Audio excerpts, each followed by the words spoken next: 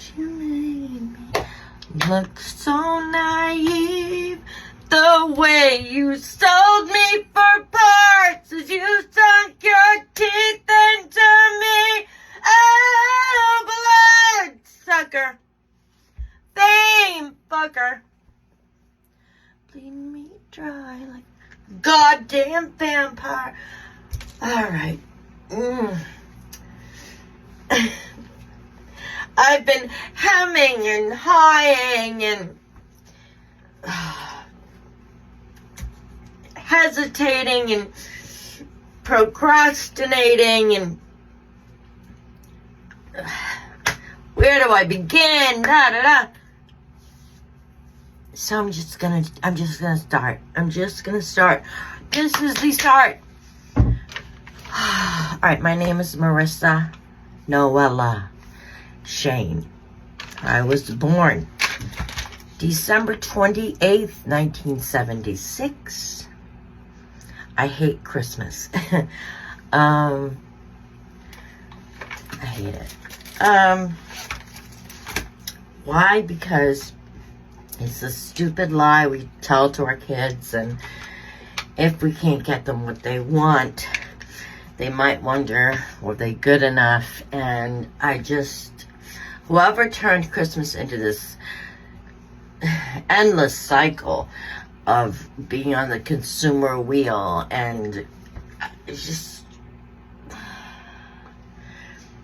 all the crap that we have to buy, that just ends up in landfills and, in the ocean and whatever. I don't even know why I'm talking about this. Just something about me. Almost born on Christmas, but a true hater of it.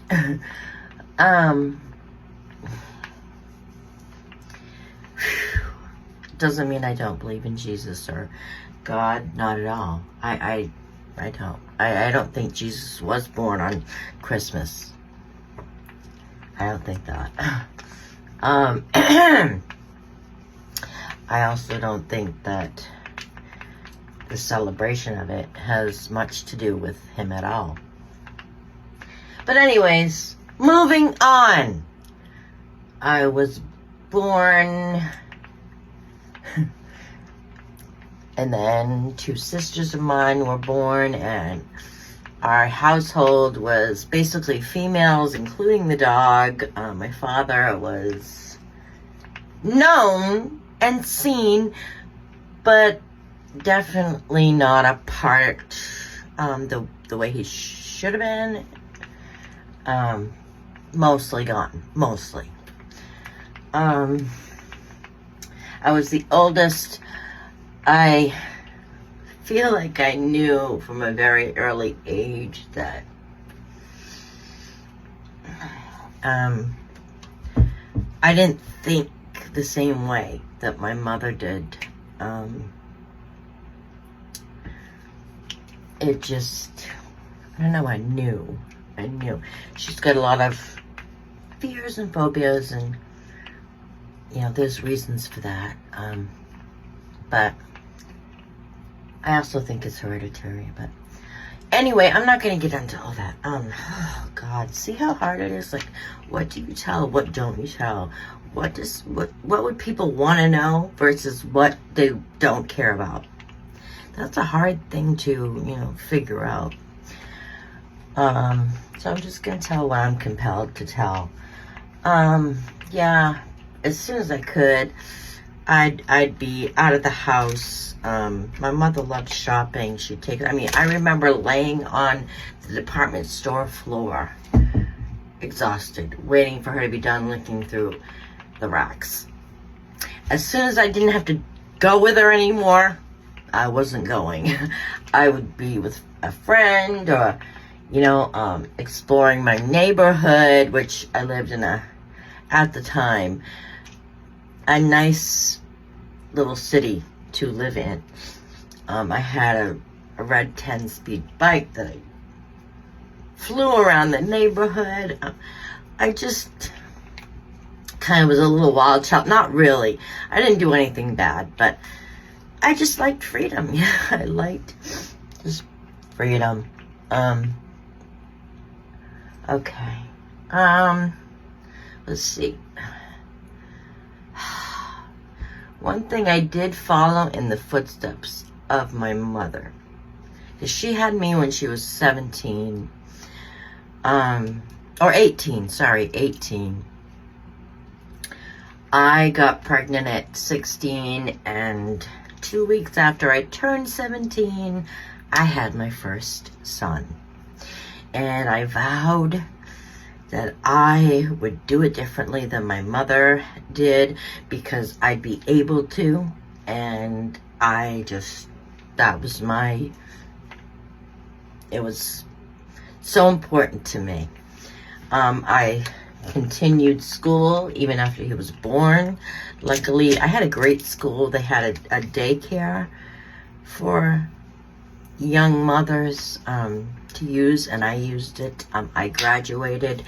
I almost immediately after graduation somehow landed this awesome job because of the classes I had taken, which I thank my teachers for. Those teachers, they helped me so much, and I owe them. Oh, I owe them. So yeah, they told me that I had interviewed with over 200 other people, and I got the job, and they wanted me, well, one of the guys was like, "You're lucky you got this job, just so you know." They did a lot of interviewing, so I landed that great job. I had to put my little perfect, awesome little son into daycare. Couldn't leave him with my mother or any other family. I had to put him in daycares. That's a whole other story. My mother preferred home daycare. She thought it would be a better environment for him. That didn't work out. Eventually, it was a daycare center, and that was finally the end of my daycare woes for my son. But it was hard to leave him in the hands of someone else every day. But I felt I had to support him, and I just thought that was the best thing for him and me, even though it meant putting him into the hands of strangers for a lot of his life. It's hard. Isn't it hard? His father wasn't very stable, wasn't very helpful. In fact, the minute I got pregnant, I was like, I need to get rid of him. He's not gonna, I can't have two children. I'm only 17. I can't mother him and my baby. It's gotta be all about the baby. So that was pretty much the beginning of the end with him. It took a while. It took a while because, without any role models, I didn't know how to behave correctly with a young man who, just didn't treat me right, didn't respect me. Anyways, it doesn't matter. He was mostly out of the picture as well. And I can honestly say I kept him out of the picture to the best of my ability, really for the safety of our son. That's just how it is. Okay. Where do I, oh my God, what do I skip? Let's just get to it. Okay. Right, oh my God. My son's father, which I'm going to try not to use any names because, except for a few. I think that's probably the best. My son's father, he had a brother who passed away, who was older than him, and it hit him extremely hard.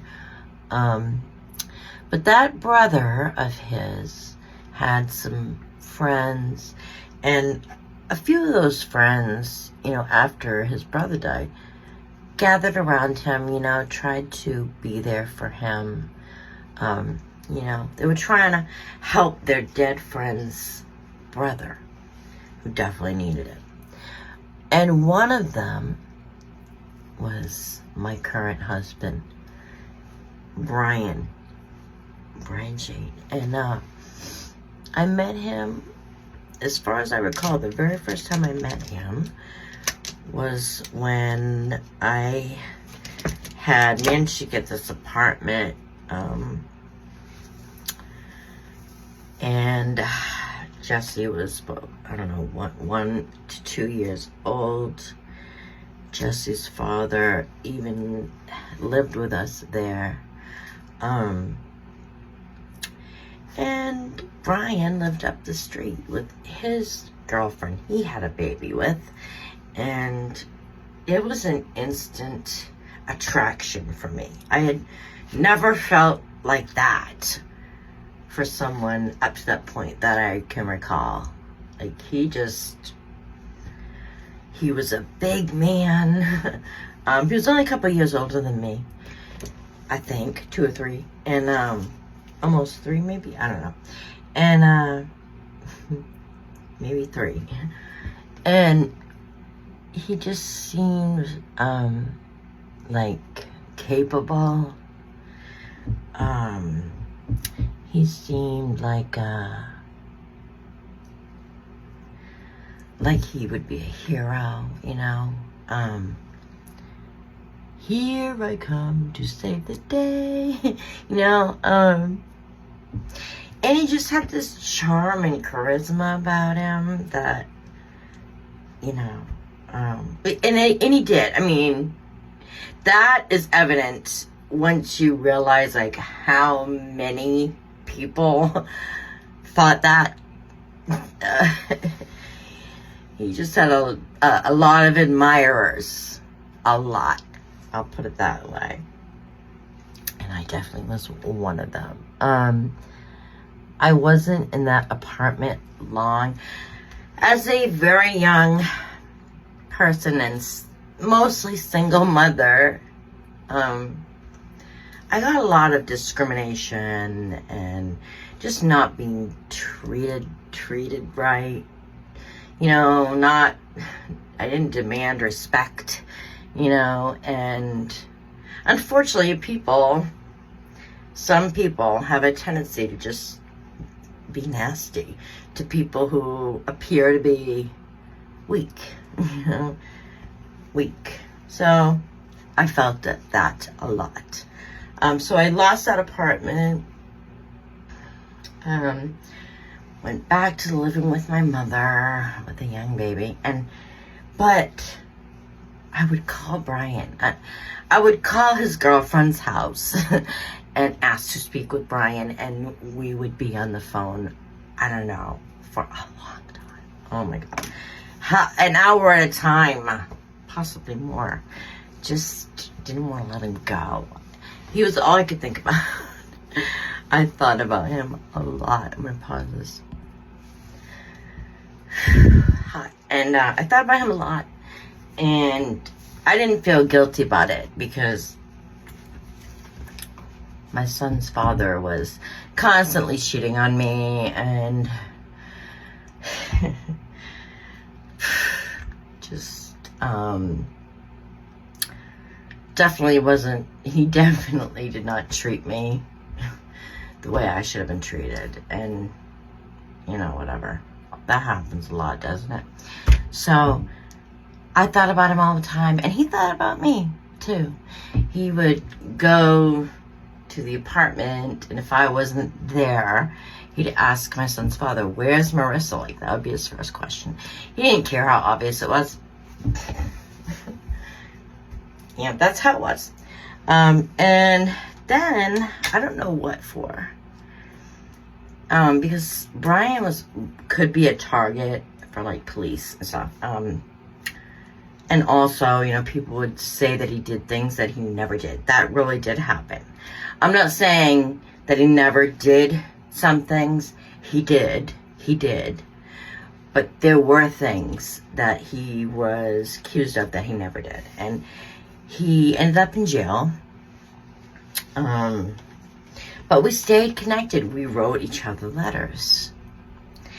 And we would very shyly flirt with each other, and, you know, it wasn't, you know, this immense love affair. It just was little shy, you know, innuendos and stuff like that.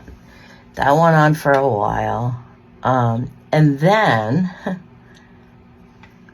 my son's father's sister, who I'd consider my friend off and on,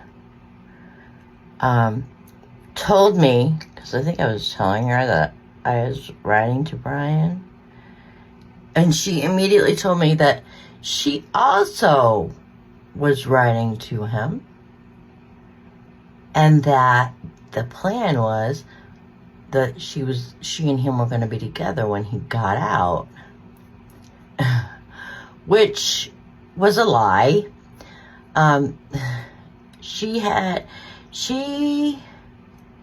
this thing where, for some weird reason, she just didn't want me to be with anyone but her brother. So it wouldn't be the first time that she'd try to sabotage a relationship between me and any other man. A lot of jealousy. Anyway, she told me that, and, you know, I didn't even ponder it. I just was like, I'm not going to fight her over anyone. If she wants, you can have him. I'm good. I was good by myself, and I wasn't, like, set on anything. So I'm like, okay, he's yours. You got it. And I stopped writing to him immediately. That's just, you know, that's just how I was. I was like, not worth it. So we've definitely lost, like, touch. But of course, you know, he would see me or I would see him. We just really didn't connect again until years later.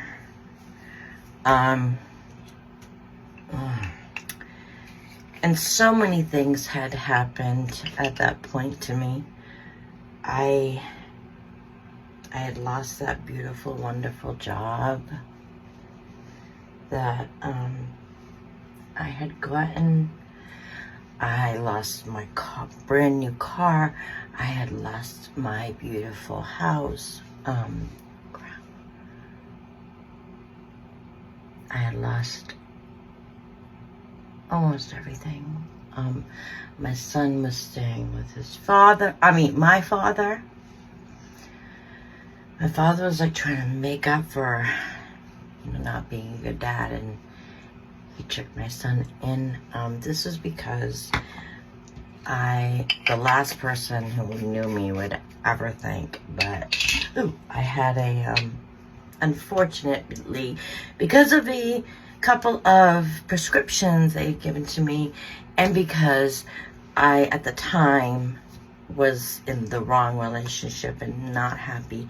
All of it together, and came together, and I became an opiate addict.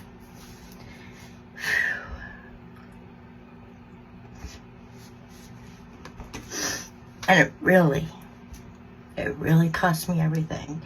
On top of that, I had experienced a lot of trauma and terrible, terrible things, which I won't talk about right now. But just at that point that me and Brian finally got this chance to really connect, I wasn't the same person that he had met years before. I was like an empty, dead thing walking around. And this is the reality.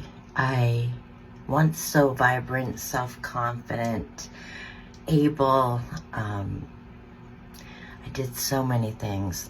I ran 6 miles a day. I had my son in sports, in Sunday school. I even had 2 jobs at one point. I could conquer it all. Now, I'm nothing. And I'm really at the point, no joke, I'm thinking in my head, okay, I'm ready to die now because it's all gone and I don't feel anything. I don't care. I don't care about anything. My son doesn't need me. Nobody in my family really wants me. And I can die now. And I'm not kidding. I thought, I'm gonna OD at some point, and then it will be over. Like, I wasn't planning on specifically doing it. I just was like, it's gonna happen. And then I'll move on to the next plane. That was like, I didn't even have, it wasn't a thought. It was just like a knowing. That's what it felt like. This is what's gonna happen. Because my son was psychic when he was a baby, which I can explain later, but I've always had this, and I didn't even think of it that way. I don't even know how to describe it. Like, I would just know things that I knew were gonna happen. I really wish I could describe it better than that. Maybe I'll find a way to do it, but that's how I felt. And it was one of those things, like, yep, that's what's gonna happen. Until then, just keep trudging day after day. That's where I was at when I reconnected with Brian, who, little did I know, would become the one man that I decided to trade vows with.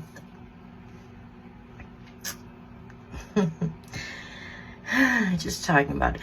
I know I'm not, like, I've tried to prepare for this. I still haven't learned the editing because I want to edit in a lot of stuff to back up what I'm actually saying here. And I do have the stuff. I just need to learn how to, you know, embed it in these videos I'm making to, like, back up what I'm saying. But I'm tired of, like, putting it off. So here today, that's the beginning. Stay tuned for the next chapter.